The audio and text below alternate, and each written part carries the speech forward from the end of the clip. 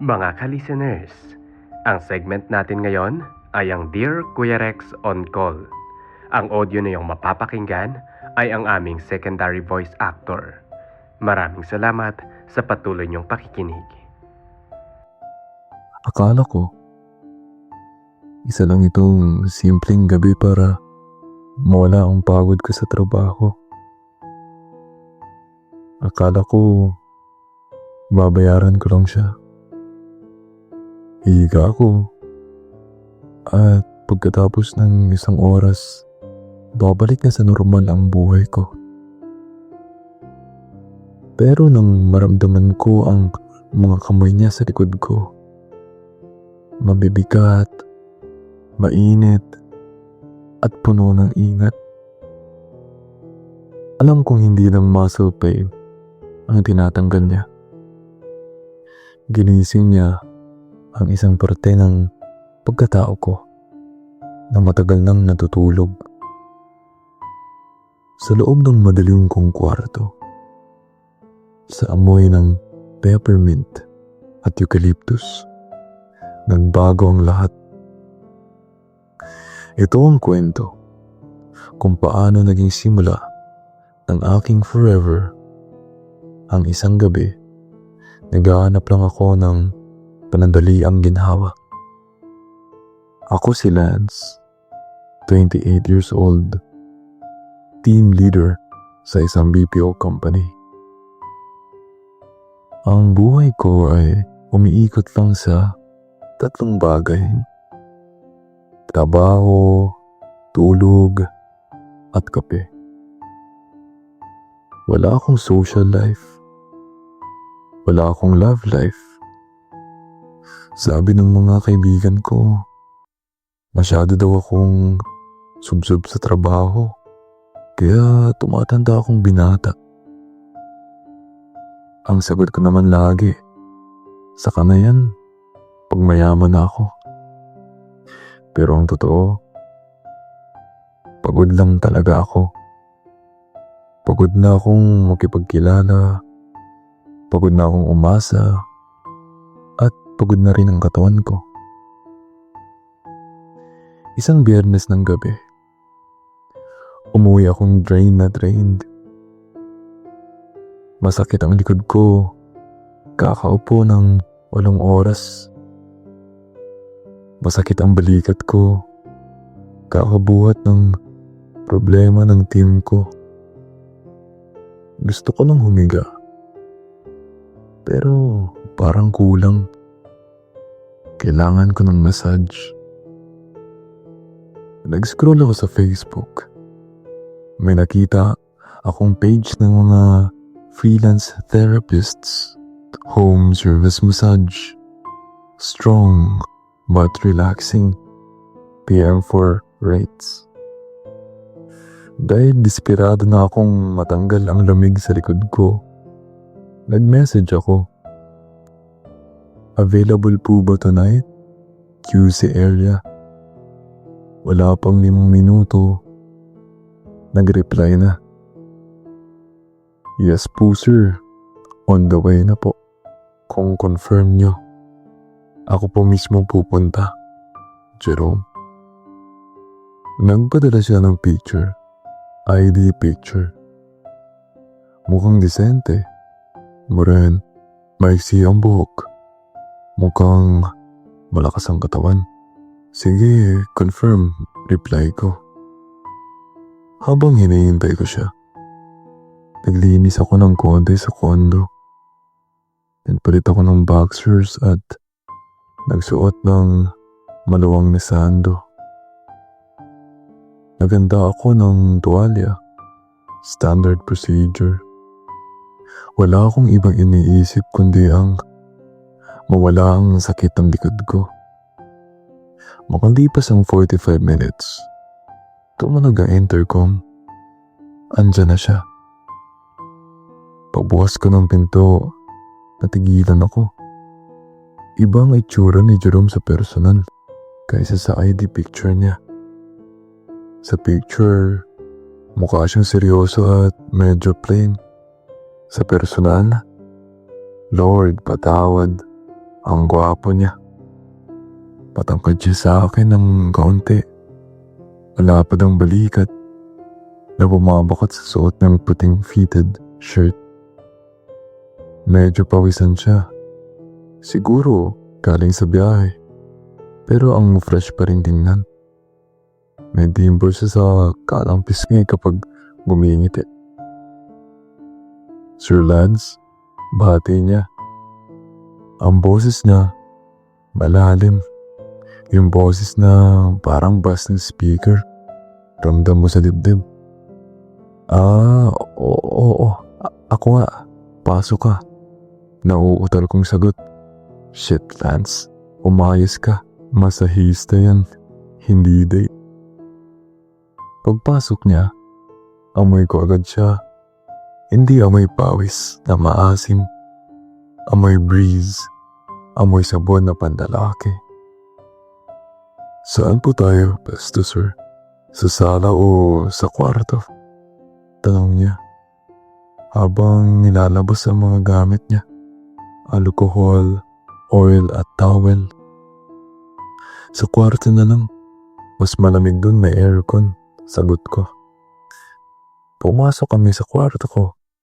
Medyo dim ang ilaw kasi warm white ang gamit ko. Sinara ko ang pinto para private. Magkabano po kayo ng top, sir. Tapos, paano po kayo? Utos niya na pang formal. Hinambad ko ang sando ko. Medyo nahiya pa ako kasi hindi naman ako gym buff. Payatot lang ako. Siya, halatang batak. Pero wala siyang reaksyon. Trabaho lang. Dumapa ako sa kama. Naramdaman ko ang paglubog ng kutsyon nang upo siya sa gilid ko. Start na po tayo, sir. Magsabi lang po kung masyadong madiin, ha? Nung dumampi na ang mga kamay niya sa likod ko, napapikit ako. Ang init ang palad niya. Naglagay siya ng langis. Amoy lavender. Ang sarap. Ang galing ng hagod niya. Alam niya kung saan ang mga nodes. Yung mga lamig. Bawat tiin ng hinlalaki niya parang kinutunaw ang stress ko. Ang tigas po ng likod niyo, sir. Puro lamig. Puna niya habang namasaya ang lower back ko. Oo nga eh. Puro upo sa opisina. Sagot ko. Nakalubog ang mukha sa unan. Kailangan niyo pong mag-stretch minsan. O kaya magpahinga ng maayos, bulong niya. Habang tumatagal, nagbabago ang atmosphere sa kwarto. Ewan kung guni-guni ko lang, pero parang bumabagal ang oras. Rinig ko ang paghinga niya. Heavy breathing. Siguro dahil sa effort ng pagmasahe. Pero yung rhythm ng paghinga niya parang sumasabay sa tibok ng puso ko. Nakarating siya sa glutes ko. Medyo kinakabahan ako. Dito na nagiging tricky ang massage. Pero professional pa rin siya. Tinatakpan niya ng tuwalya ang parting hindi minamasahe. Pero ramdam ko ang bigat ng kamay niya. Madiin pero gentle. Okay lang po ba, sir? Tanong niya. Okay lang. Sarap. Ungol ko. Oops, dang pala kasi yata ang ungol ko. Nakakahiya. Tumigil siya sandali. Naramdaman ko ang kamay niya na huminto sa bewang ko. Sir, tawag niya. Iba na ang tono. Mas mababa, mas husky. Lumingan ako ng bahagya. Bakit, Jerome? Nakita ko siyang nakatitig sa akin. Pawisan na siya. Ang buhok niya medyo magulo na. Ang mga mata niya madilim, puno ng intensity. May gusto po ba kayong ipagawa? Sa tanong niya. Alam ko ang ibig niyang sabihin. Sa mundo ng freelance massage, uso ang ES o extra service. Madalas ko itong marinig sa mga kwento. Pero hindi ko ina-expect na aalukin ako ni Jerome. Mukha siyang disente. Mukha siyang boyfriend material. Umupo ako ng dahan-dahan. Harap-harapan kami ngayon. Nasa kama ako. Nakaupo siya sa gilid. Ang lapit ng mukha namin. Ano bang ino-offer mo? Tanong ko. Sinusubukan kong huwag manginig. Ngumiti siya. Yung dimple niya lumabas ulit. Pero ngayon, may halong pilyo na ang ngiti niya. Depende sa kailangan niyo, sir. Kung gusto niyo lang ng kausap, pwede. Kung gusto niyo ng yakap, pwede. Kung gusto niyo ng masigit pa doon, pwede rin. Tinitigan ko siya. Bakit mo ginagawa to? Bumuntong hininga siya. Nawala ang pagkapilyo sa mukha niya. Napalitan ng lungkot. Kailangan eh. Tuition ng kapatid ko. Daming bayarin. Tsaka, tumingin siya sa akin ng diretso. Tsaka, minsan lang ako makatagpo ng client na tulad mo. Tulad ko? Anong meron sa akin? Mabait. Hindi bastos. At aaminin ko, Sir Lance, type kita nung nakita ko pa lang yung picture mo sa chat. Natulala ako. Type daw ako? Ang isang tulad niya? Bolero ka, sabi ko namumula ang tenga. Hindi po. Sabi niya, sabay hawak sa kamay ko. Ang gispong ng palad niya. Palad ng taong nagtatrabaho pero ang lambot ng hawak niya. Seryoso ako. Daan-daan siyang lumapit. Hindi ako umiwas. Hinayaan ko ang sarili kong makaramdam ang init na nagmula sa kanya. Nang magdikit ang mga labi namin, lasa ko ang mint at kape. Ang halik niya, hindi bastos, hindi nagmamadali. Parang nagtatanong, pwede ba? Tumugon ako. Hinawakan ko ang batok niya. Hinihila ko siya palapit. Doon na nag-init ang lahat. Mula sa gentle massage, naging passionate encounter. Tinulak niya ako pahiga sa kama. Pumatong siya sa akin. Pero nakaalala yung mga braso niya para hindi ako madaganan ng husto. Sa gabing yon, hindi lang katawan ang nag-uusap. Nagkaroon ng koneksyon. Bawat haplos niya may kasamang pag-aalala.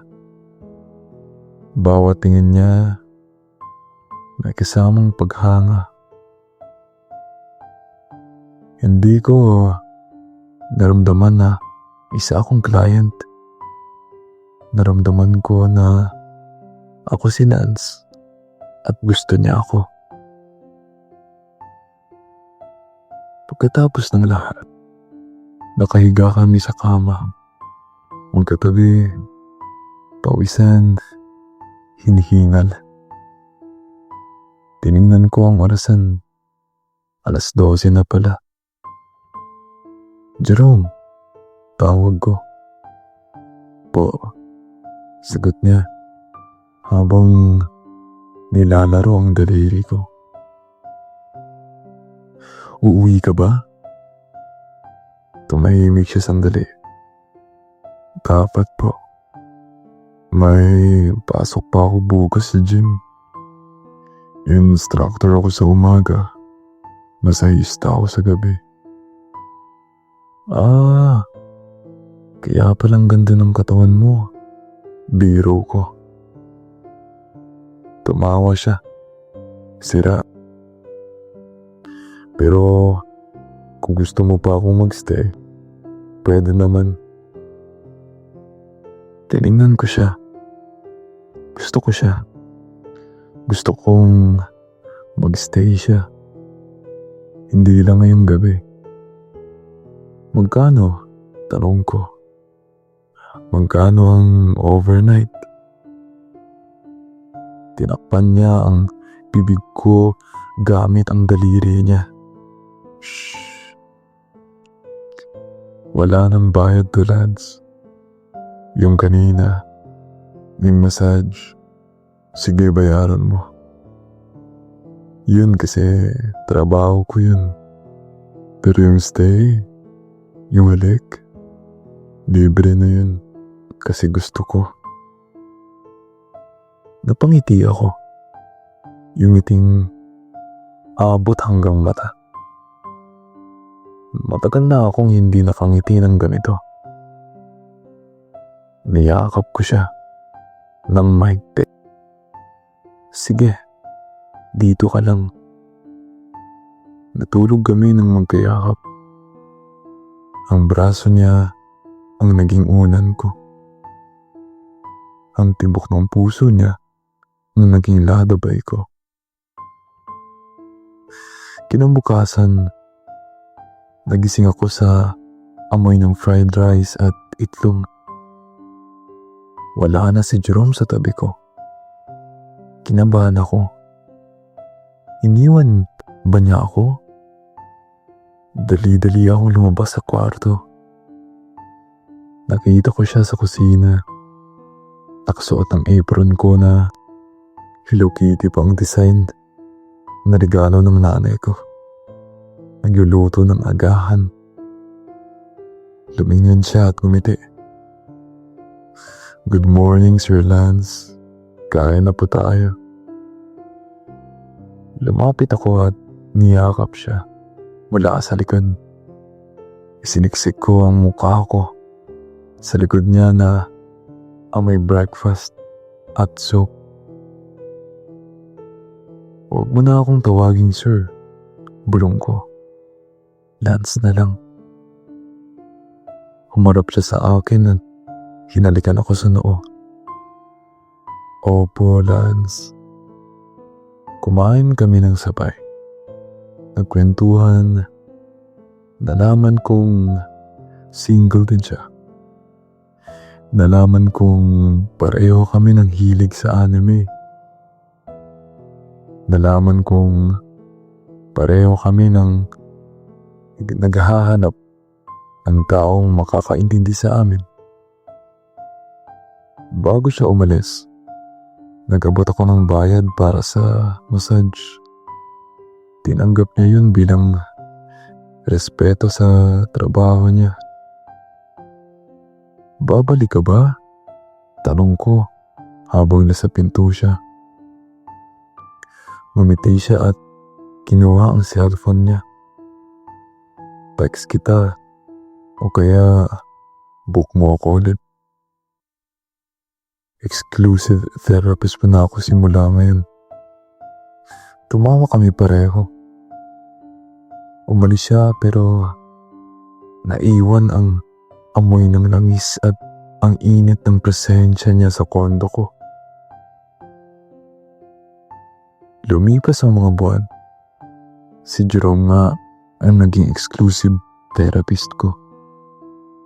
Pero hindi nagtagal. Hindi na siya pumupunta para lang magmasahe. Pumupunta siya para manood ng Netflix, para magluto, para magkwentuhan, at para samahan ako sa buhay. Hindi naging madali. Magkaiba kami ng mundo.